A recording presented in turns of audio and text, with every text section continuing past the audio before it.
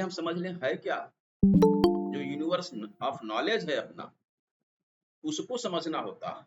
और इसी के आधार पर तो ये जो हमारे क्लासिफिकल स्कीम्स बने हैं, इसी के आधार पर बने हैं, जो अपना यूनिवर्स ऑफ नॉलेज है। यानी ये कि जैसे एक ह्यूमन यानी एक या मनुष्य और नेचर, इनका जो संबंध है वो हमारा नेचुरल साइंस है, प्राकृतिक विज्ञान।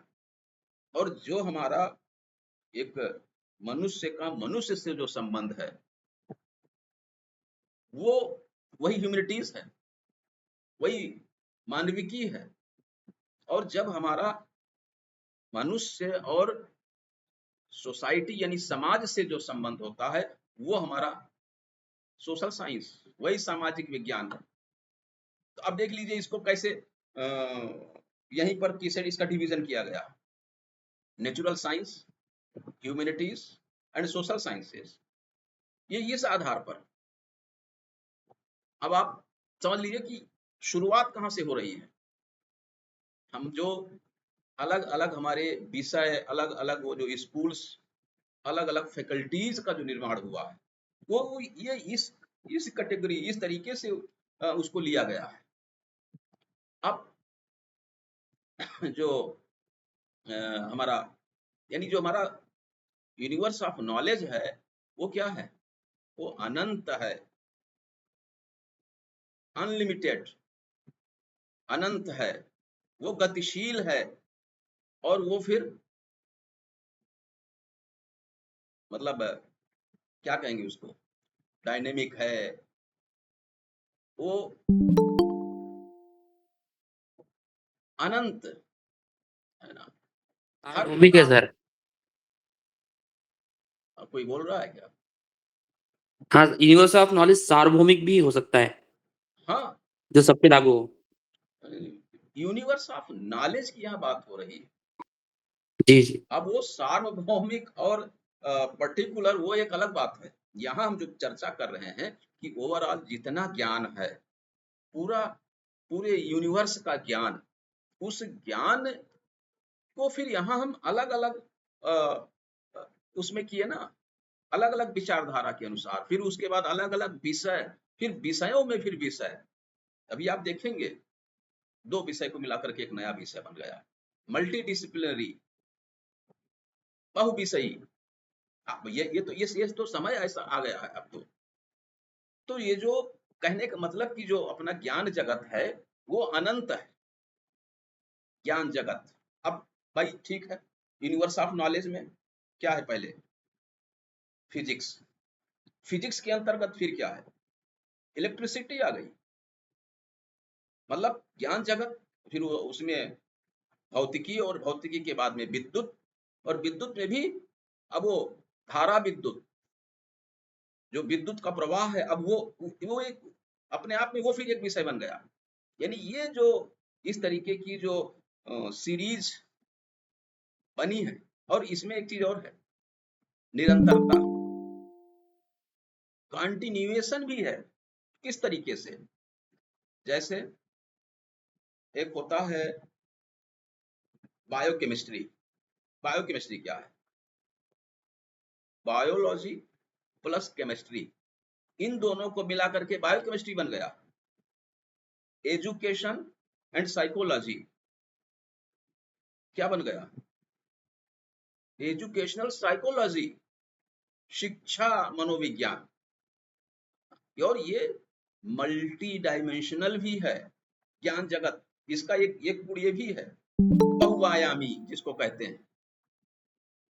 तो ये जो ज्ञान जगत के अलग, अच्छा ये जो मल्टी डायमेंशनल है, इस यही तो रंगनाथन जी ने इसी का तो उपयोग किया। रंगनाथन जी ने क्या कहा, जो PMEST की बात की है वहां, कि ये जो ज्ञान जगत है, उन्होंने कहा कि ये वर्धनशील है, ये कंटिन्यूटी है, इसमें जो है वो गतिशीलता है, लगातार एक नया नया विषय, दो दो आयाम मिल गए, दो डायमेंशंस मिलकर के एक तीसरा बन गया, चार बन करके बहुआयामी हो गए, मल्टी डायमेंशनल। तो अब ये जो लाइब्रेरियन है उसको क्या है, जो मल्टी डायमेंशनल सब्जेक्ट्स हैं उनको एक नया डायमेंशन देना, नया आयाम देना पड़ता है। क्यों? अच्छा, ये इसी की इस ये देने तभी तो हम उसकी जो क्लास नंबर है हम दे पाएंगे।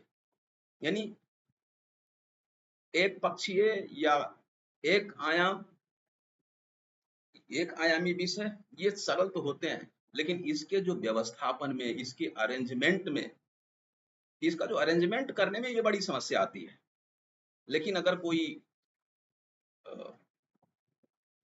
मतलब डायमेंशनल है या कोई मल्टी डायमेंशनल है, इसमें क्या होता है कि फिर इसको हमें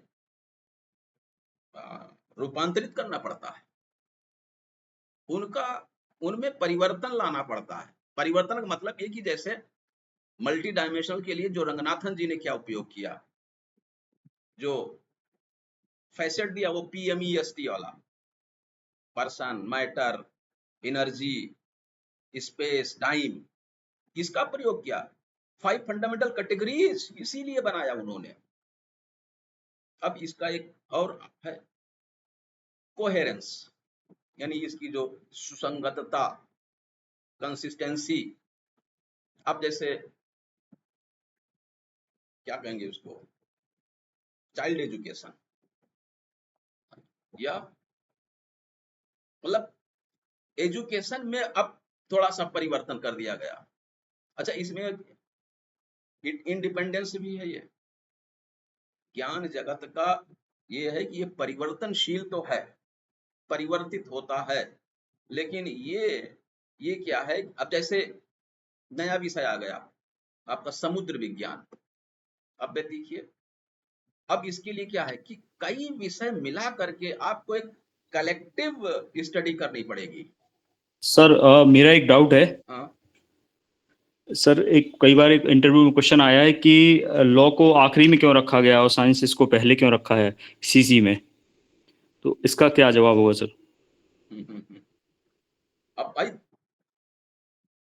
लॉ को आखिरी में रखा गया और साइंस को पहले, नेचुरल साइंस को पहले रखा गया है और नेचुरल साइंस, स्पिरिचुअलिज्म मिस्टिसिज्म को डेल्टा के रूप में बीच में रखा गया है। हाँ। फिर सोशल साइंस, ह्यूमैनिटीज, फिर सोशल साइंस, मतलब ये ऑर्डर किस आधार पे रखा हुआ है?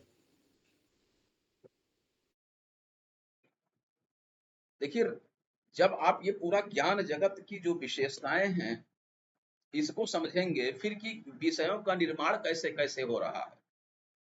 उन्होंने क्या किया भाई, कुछ नई विषय भी आ रहे हैं ना, तो नए विषय तो चलिए उसी बीच में सेट हो जा रहे हैं। मुख्य विषय को जैसे जैसे DDC में क्या किया गया, केवल 10 मुख्य विषय किया गया।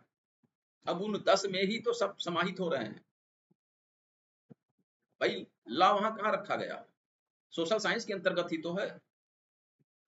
जो जो आप ये ज्ञान जगत की जो विशेषता देख रहे हैं, यूनिवर्स ऑफ नॉलेज की, कि जो मनुष्य और प्रकृति, नेचर से जो मिलकर के जो विषय का बने उनको नेचुरल साइंस कह दिया गया। जो मनुष्य और मनुष्य का ही संबंध, जो उससे संबंधित जो विषय हैं उसको ह्यूमैनिटीज, मानविकी कहा गया। और जो मनुष्य और समाज, इससे मिलकर के जो विषय बने हैं उनको समाज विज्ञान कहा गया। अब लॉ समाज विज्ञान में यहां आ गया। इस तरीके से रंगनाथन जी का जो स्कीम है, उन्होंने क्या किया कि अपने जो भारतीय दृष्टिकोण से यहाँ भारत के लोग किसी विषय को किस तरीके से समझते हैं, उनकी जो समझने की क्षमता, उनकी खोजने की जो स्ट्रेटेजी होती है, उसके अनुसार उन्होंने इस क्लासिफिकेशन स्कीम या कैटेलॉग का निर्माण किया है। अब जैसे आप लोग सोचेंगे कि ये अभी हम इतना बता दे रहे हैं, क्वेश्चन वहां कैसे, आप लोग तुरंत शुरू कर देते हैं क्वेश्चन कैसे पूछा जाएगा। भाई क्वेश्चन का कोई, मैं पहले बताया, हर क्लास बताता हूँ, इसका कोई लिमिट नहीं है किस तरीके क्वेश्चन पूछ लिया उन्होंने। लेकिन आपका जब कॉन्सेप्ट क्लियर रहेगा, आप यूनिवर्स ऑफ नॉलेज क्या है या नॉलेज ऑर्गेनाइजेशन के बारे में उसके सारे फैक्ट, उसका कॉन्सेप्ट अगर आपका क्लियर है, वो कैसे भी पूछेंगे तो आप उनको संतुष्ट कर लेंगे। आप इस पर मत जाइए ऑब्जेक्टिव टाइप क्वेश्चंस की तरह, कि जैसे हमें लगता है आप लोगों में से ये ज्यादा लोग चाहते हैं कि हम कुछ रिटर्न में दे दिया करें लिख करके। कोई मतलब नहीं है भाई, वो समय यदि मैं आपको ये चीजें इतना बोलने में बता दूं तो शायद ये ज्यादा फायदेमंद, नहीं तो वो तो हमको भी आसान हो जाएगा। इधर उधर से कट पेस्ट करके आपको रोज कोचिंग क्लास की तरह अपना एक लोगो अंदर लगा करके और देते रहें, और वो आपका सब जगह घूमता रहे, अरे बड़ा बढ़िया नोट्स दे दिया उन्होंने, इतने क्वेश्चंस मिल गए हैं, ये क्वेश्चन पूछा जाएगा तब क्या बताएंगे। अब जिनके पास वो क्वेश्चन नहीं आप पूछ लिए तो उनको लगेगा अरे रे ये तो सब तैयार कर लिए, हमारा तो रह गया। ऐसा कुछ नहीं, आप लोग ये मत सोचिए।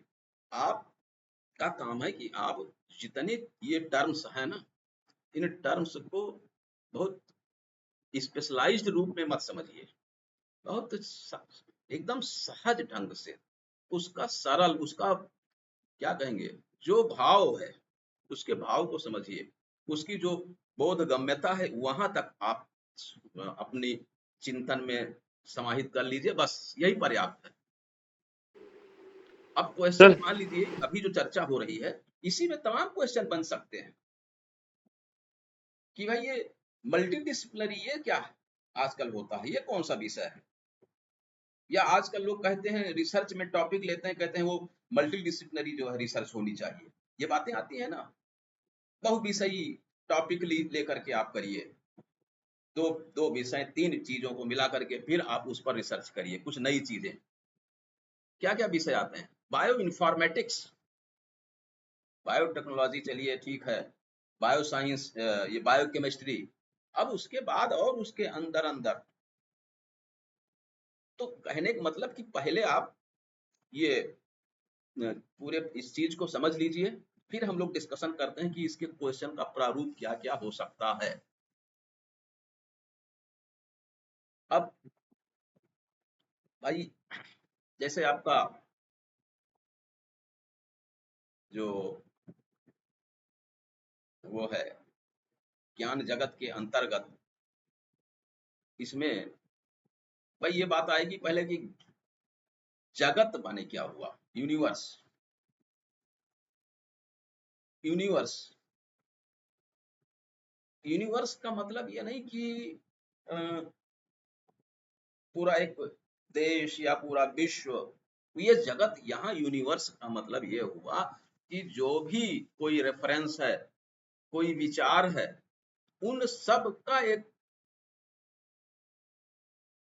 हाँ बताता हूं मैं मल्टीडिसिप्लिनरी का एग्जांपल क्या होगा, ये बातें अभी आएंगी, आप लोग मतलब अभी समझते रहिए, अपने आप समझ जाएंगे है ही क्या चीज, ये है क्या चीज, आपको पूछने की जरूरत नहीं पड़ेगी, अपने से आप इस चीज को समझेंगे ये है क्या चीज।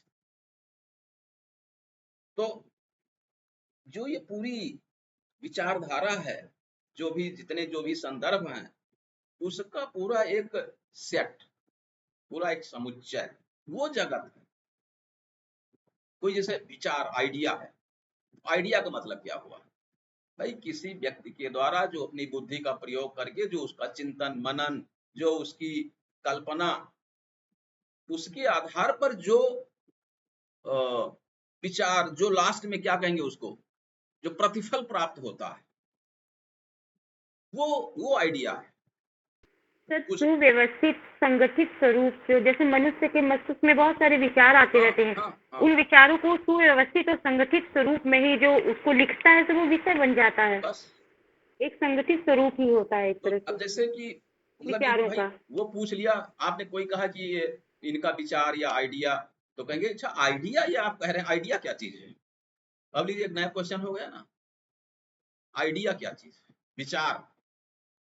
तो ये आप कहिए कि भाई कोई भी तर्क शक्ति या उसकी बुद्धि, अपनी इंटेलिजेंट के प्रयोग के आधार पर जो नया चिंतन, जो नई कल्पना कल्पना वो जो उसका जो प्रतिफल प्राप्त होता है, वो आइडिया है, नया विचार आ गया ना। जैसे इन्फिनिटी, अनंत, वो क्या है?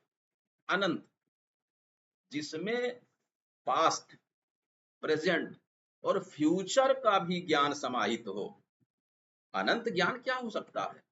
जिसकी कोई लिमिटेशन नहीं है, अनलिमिटेड। वो क्या होगा? भविष्य का ज्ञान, जो आगे भी आएगा, है ना। तो इस तरीके से कुल मिलाकर के जो अपना ये भाई ज्ञान जगत जो हमारा है वो डायनेमिक है, गतिशील है, अनंत है, कंटिन्यूम है, निरंतर है, मल्टी डायमेंशनल है, बहुआयामी है, सुसंगत है, कंटिजेंसी है इसमें, इंडिपेंडेंस है इसमें, इसमें स्वाधीनता भी है और प्रोग्रेसिव है। हमारा जो ज्ञान जगत है वो प्रोग्रेसिव है। तो ये चीज पहली बात। अब बात आती है modes of formation of subjects, विषय निर्माण की विधियां। विषय निर्माण की विधियां, ये थोड़ा सा अभी आप इसको जब देखेंगे ना कि विषय निर्माण की विधियां, भाई हमारा जो यानी मनुष्य का जो चिंतन है, उस चिंतन के द्वारा ही कुछ नवीन विचार जन्म लेते हैं। और यही जो नवीन विचार हैं, इनका जो एक कलेक्टिव जो फॉर्म है, जो एक एकत्रित रूप है, वही ज्ञान है। और चिंतन की प्रक्रिया कॉन्टिन्यूअस है, वो तो निरंतर है ना, और वर्धनशील है। यानी विचारों की जो इनकी जो समानता, इसके आधार पर ज्ञान जगत को अलग अलग विभिन्न जो है उसमें अलग अलग पार्ट में इसको विभाजित किया गया है, इसी चिंतन के आधार पर। अब ये बहुत व्यापक है, विषय, कई विषय, कई उप विषय, फिर कई शाखा, उसके ब्रांच बन गए। यानी ज्ञान जगत में जो अलग अलग क्षेत्र में जो अलग अलग विचारधारा, अलग अलग दृष्टिकोण के आधार पर जो भी अनुसंधान, जो भी रिसर्च हो रहे हैं, उससे जो परिणाम प्राप्त हो रहे हैं, और उसमें कोई भी विचार, उसका जो सुव्यवस्थित रूप है ना, उसको ही, वो जो विचार है, जो विषय ज्ञान है, और यह है क्या चीज? निरंतर, कॉन्टिन्यूअस। वो अभी उसमें आपने देखा था ना, जो रंगनाथन का स्पाइरल ऑफ क्या कहते हैं उसको, चक्रीय जो उनका वो है साइंटिफिक मेथड, है ना, स्पाइरल ऑफ साइंटिफिक मेथड। क्या है वो? ये चलता रहता है। तो जब चलता रहेगा तो नए नए ज्ञान, नए नए विषय पैदा होते रहेंगे। अब बात आती है कि विषय निर्माण की कुछ विधि है, उनकी विधियां कौन कौन सी है? तो इसके लिए सबसे पहले ये देखना होगा कि विषय किस तरीके के हैं। एक तो आपका सिंपल, साधारण विषय, इसमें ये मूलभूत मौलिक विषय जो आपके हैं, जैसे सोशियोलॉजी, एजुकेशन, है ना, ये सब मूल विषय हो गए। लेकिन कुछ जो 2 विषयों को मिला करके, या 3 विषयों को मिला करके, या 4 विषयों को मिला करके ऐसे विषय भी बनते हैं। यानी जैसे शिक्षा, अब वो शिक्षा में तो बहुत चीज हो गई ना। शिक्षा में प्रौढ़ लगा दिया तो प्रौढ़ शिक्षा हो गया ना, एक नया विषय बन गया। प्रौढ़ शिक्षा एक विषय है। देखिए आपका ये डिस्टेंस एजुकेशन नया विषय बन गया। ये तो दूरवर्ती शिक्षा क्या है, एक विषय बन गया है। करेस्पॉन्डेंस एजुकेशन लीजिए, एक नया विषय हो गया।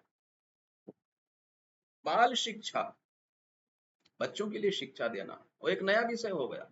इस तरीके से अब जैसे मान लीजिए कि लिटरेचर में, इंग्लिश लिटरेचर, हिंदी लिटरेचर, ये देखिए, तो ये इस तरीके से जो है, ये एक या एक से अधिक जो इस तरीके के जो विषय होते हैं।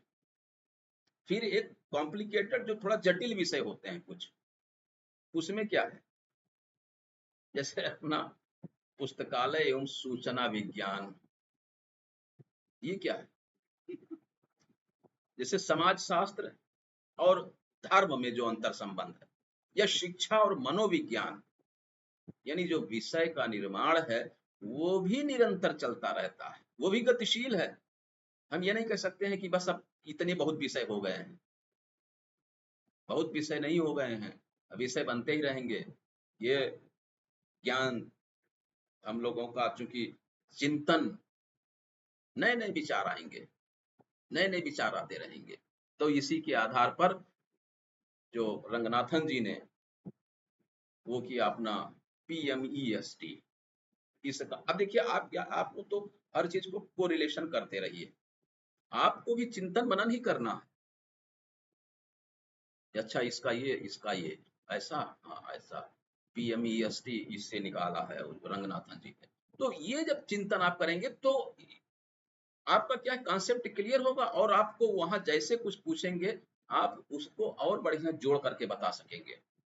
जो मैं आपसे बोल रहा हूँ ना, जितना हो सकता है इससे बेटर आप वहां बोल ले जाएं, कोई दिक्कत नहीं, क्योंकि आपके चिंतन में कोई चीज और सेट हो गई है, और सरल भाषा में, वहां सरल भाषा में आपको बोलना है। मैं हमेशा बता रहा हूँ आपको, आप बहुत टिपिकल में मत जाइए, हमेशा सरलता से सिंपल अपने को तैयार रखिए। बस क्लासिफिकेशन क्या है उसका सिंपल, कैटलॉगिंग क्या है वो बातें आप क्लियर रखिए, बस बहुत ज्यादा नहीं। अंदर की चीज भूल गए आप कि सर हाँ। सर अगर क्लासिफिकेशन और कैटलॉगिंग वो पूछते हैं तो सर उदाहरण के तौर पर जैसे हमको 2 ही लाइन में बता पा रहे हैं, जैसे सरल भाषा में जो हमको पता है, जो हमारे अंदर दिमाग में मस्तिष्क में बैठा है, तो उसको अगर हम 2 ही लाइन में सर बताएं तो संतुष्ट हो जाएंगे क्या बिल्कुल उसमें? हो जाएंगे। वही वो जो 2 लाइन है, मूल तो वही है ना। कहानी जी गाने से आपको इधर उधर समझाने से कोई मतलब ही नहीं है, वो इतना समय भी नहीं देंगे। हो सकता है आप ज्यादा बोलने के चक्कर में आप जब तक मूल बात नहीं अपनी बोल पाए, वो आपको फिर टोक करके दूसरा क्वेश्चन कर दिए, काट देंगे जी बात सर। को। इसलिए आपको तो एकदम नटशेल में बताना है, कम से कम बातों में आपको बोल रख देना है अपनी बात को, जो सर मूल। जैसे जितने भी टॉपिक हमारे दिए हैं और जितने भी टॉपिक में जो कीवर्ड, जैसे सर इसी में एग्जांपल के तौर पे हम लेते हैं यूनिवर्स ऑफ सब्जेक्ट, तो हमको पता है यूनिवर्स ऑफ सब्जेक्ट, तो बस हम उसको 2 ही लाइन में उत्तर दें, ज्यादा बिल्कुल, उसमें ना जाए तो नहीं नहीं नहीं ठीक नहीं, रहेगा ज्यादा सर। जरूरत ही नहीं। आपसे व्याख्यान देने के लिए नहीं आपको वो समय देंगे। जी सर, वही सर दिमाग में रहता है कि उसको हाँ, किस तरह से नहीं कैसे सटीकता लगता से है वहां इतना पे बोलेंगे दें। तो हम क्या। और वहां जानते हैं आप, आपका मान लीजिए कोई बहुत बहुत अच्छा विषय है जिसको आप खूब अच्छे से जानते हैं, आपको वो पूछ लिए हैं, और अब आपके दिमाग में इतनी बातें हैं कि आप बोलना शुरू करेंगे तो 2-3 मिनट लग जाएगा उसी बोलने में। लेकिन नहीं, वो तो काट देंगे ना आपका बात, नहीं देंगे समय आपको इतना।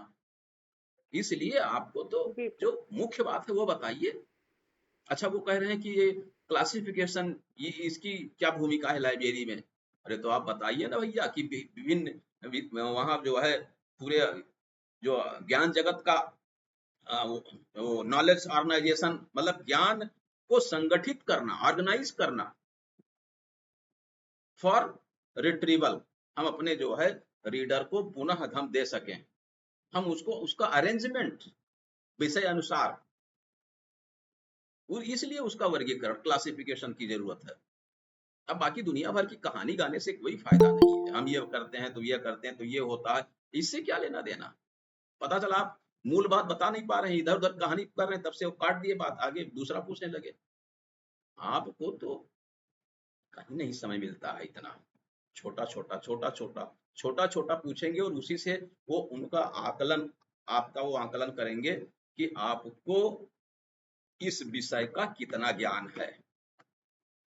इस विषय का विद्वान नहीं आपको दिखाना है अपने को, इस विषय का ज्ञान होना चाहिए, एक ज्ञान होना। और सर हाँ, सर जैसे सर किसी आंसर में अगर हमें एग्जाम्पल आ रहा है तो हमें एग्जाम्पल दे के समझा सकते हैं सर बिल्कुल, उनको। अगर वो बोलने का मौका दे रहे हैं तो बोल लीजिए आप, ये अच्छी बात है।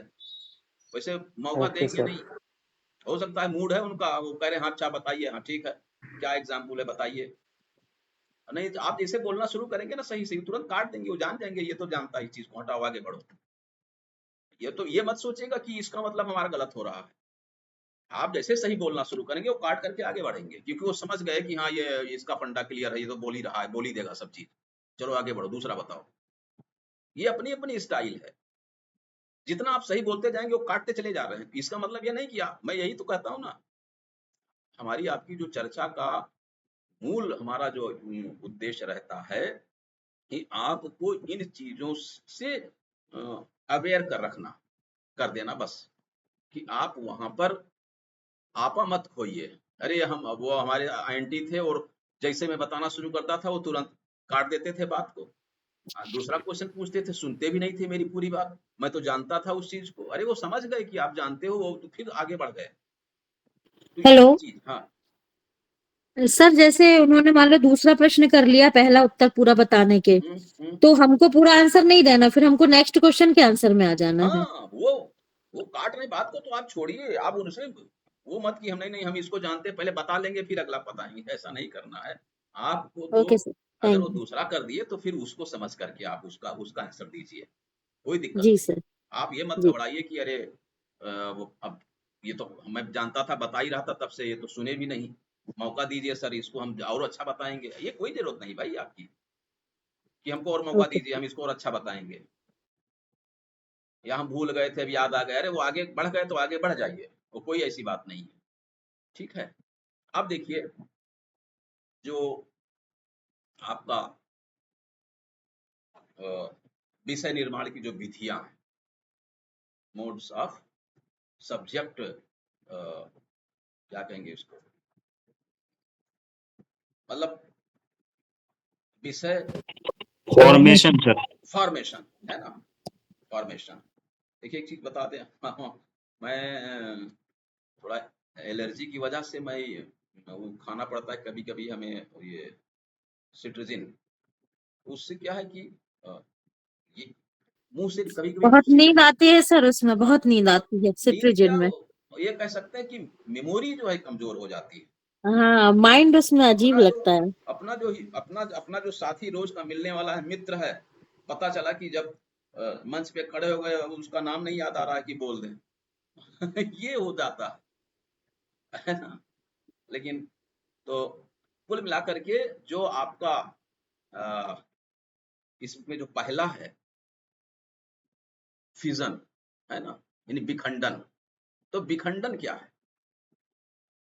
विखंडन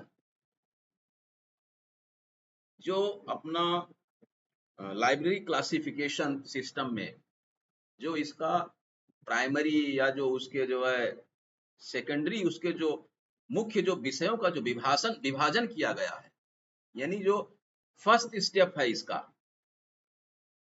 इसका जो फर्स्ट स्टेप है और जो सेकंड स्टेप है, यानी विखंडन का जो मीनिंग है, जो उसका तात्पर्य यही है, खंडों में विभाजन, विषय का विभिन्न भाग में, विभिन्न अंशों में विभाजन। मतलब कोई भी एक जो मूलभूत विषय है, जो मौलिक विषय है, उसका जब हम कई अलग अलग भाग में उसको भी विखंडित कर देते हैं तो इसे विखंडन कहते हैं। सीधी बात यह है। आप विखंडन माने क्या है भाई? खंड खंड कर देना बस। यानी विखंडन के द्वारा क्या है कि जो विषय है उसकी गहनता बढ़ जाती है, उसका विस्तार जो है वो कम हो जाता है। और ये जो विभाजन की जो प्रक्रिया है, ये इंटरनल प्रोसेस है। इसके द्वारा क्या होता है कि कुछ स्पेसिफिक चीजें कुछ जो है उनका जन्म हो जाता है।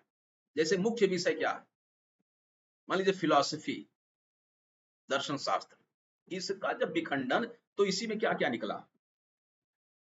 तर्क शास्त्र, इसी में मीमांसा, नीति शास्त्र, तत्व मीमांसा, ये सब क्या है? मुख्य जो आपका मुख्य विषय है वो तो दर्शन शास्त्र है या फिलॉसफी। अब फिलॉसफी में ये विषय, ये विखंडन के द्वारा। तो अब विखंडन में भी कई बातें, एक है कि आपका परंपरागत विखंडन। परंपरागत मतलब जैसे आपकी परंपरागत विखंडन में जैसे कि आपका गणित है, मतलब मैथमेटिक्स है। मैथमेटिक्स में फिर अर्थमेटिक, अलजेब्रा, ज्योमेट्री, ये हो गया ना।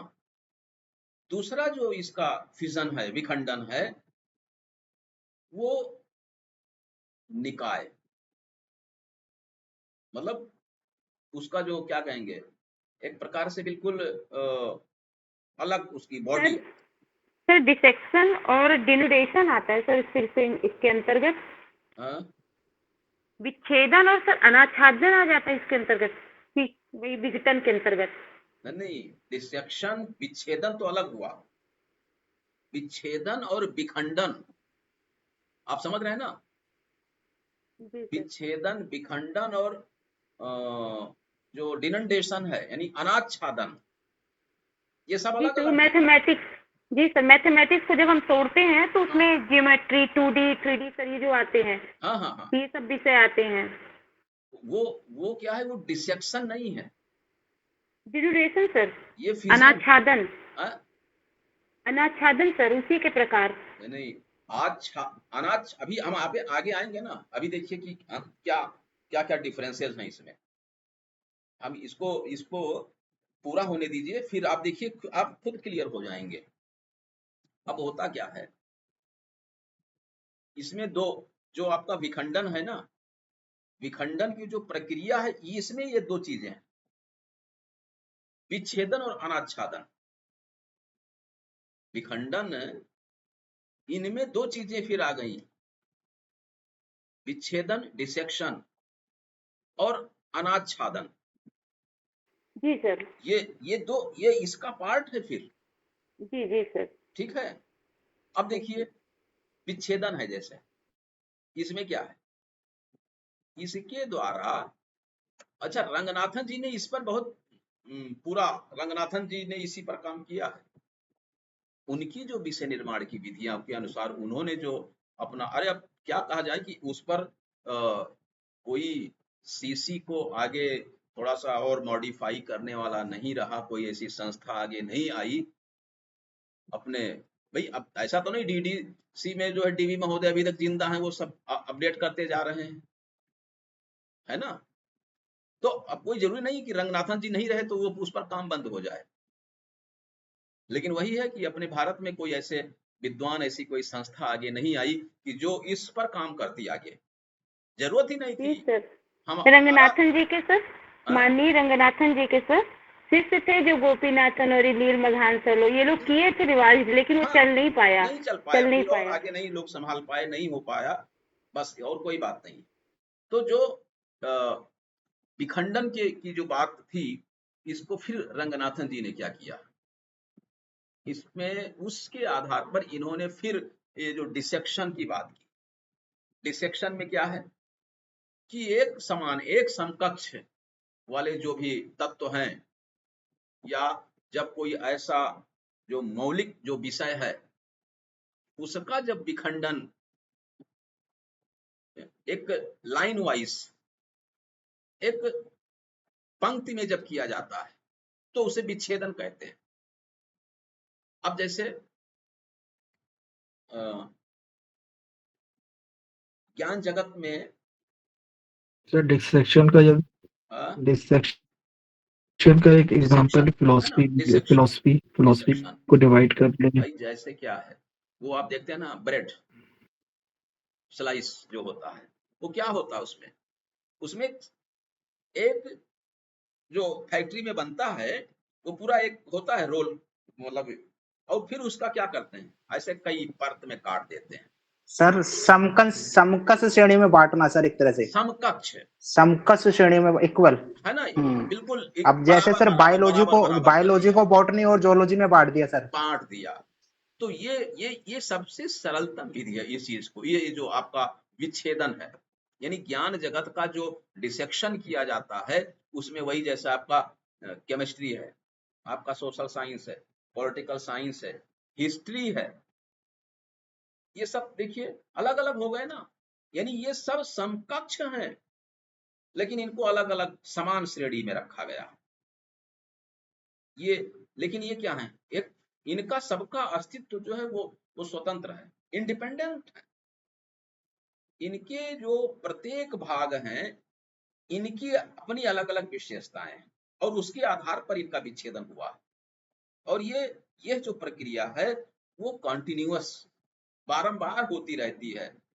यानी ज्ञान जगत भी जो है वो एक लाइन वाइज यानी बराबर भागों में बंटता चला जाता है। जैसे वैदिक काल में क्या था ज्ञान जगत, उसमें 4 वर्ग थे, धर्म अर्थ काम मोक्ष। इसमें इसका वो विच्छेदित थे, डिसेक्टिंग थे। लेकिन दिवी ने क्या किया, उन्होंने उनका जो है वो जो 10 वर्ग में विभाजित किया है वो तर्क आधारित नहीं है, उनका जो तरीका है वो अलग है। समझ रहे हैं आप लोग? एक सेकंड।